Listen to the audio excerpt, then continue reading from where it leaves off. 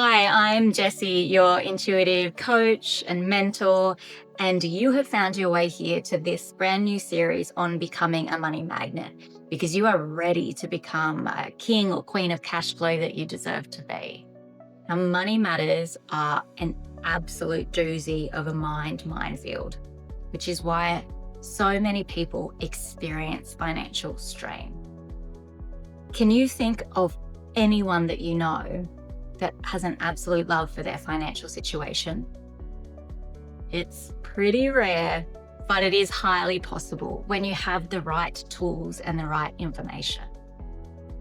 I am so glad that you are on this money journey with me to correcting our understandings of how money works, what it is that keeps you in those patterns of lack, and how to pump up the positivity that attracts unlimited abundance to us.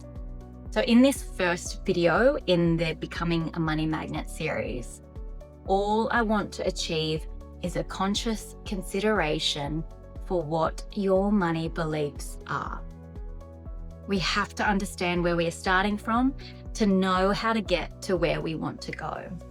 Now, I didn't grow up in a particularly abundant household. Money was always quite scarce, and I developed a firm belief that money was hard to attain and it's hard to retain.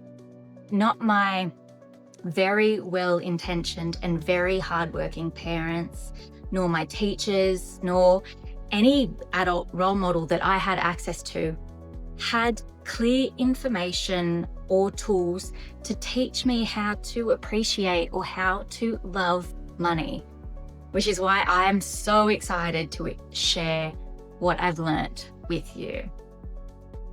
Think about all the concepts or beliefs that circulate about money. So things like money is the root of all evil, or money doesn't grow on trees. You have to have money to make money, or things like it's impolite to talk about money, or you shouldn't be focused on greedy. Don't be selfish, that's greedy. Or if you grew up like me, it was things like, oh, that's not for people like us. You know, wouldn't it be nice to? Gosh, it must be nice to live in the rich world. Does any of that sit in your mental wheelhouse? If it does, let's start to break some brains and shatter that idea that having a desire to be wealthy, to be financially abundant, isn't a bad thing. It doesn't mean that you're selfish or materialistic or shallow or any less spiritually driven. In fact, money is a spiritual tool, arguably the most powerful, the most influential spiritual tool. Your financial area of life should be your highest value, your highest priority. Because if you think about it, abundance or lack of abundance affects your ability to fulfill every other area of life. When you're happy, when you're resourced, when you're energized, when you're educated, then you can be of your highest service and highest value to the world. So my first challenge to you is to consider, how do you feel about money right now? Does the idea of talking about money make you fearful or anxious? Or are you open and curious to the topic? And there's no wrong answers. And secondly, if money wasn't a factor, how would you spend your time? Like, get specific. What would change in your life?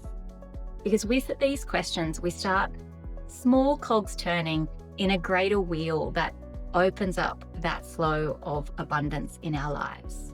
And we will keep those cogs turning in the next video.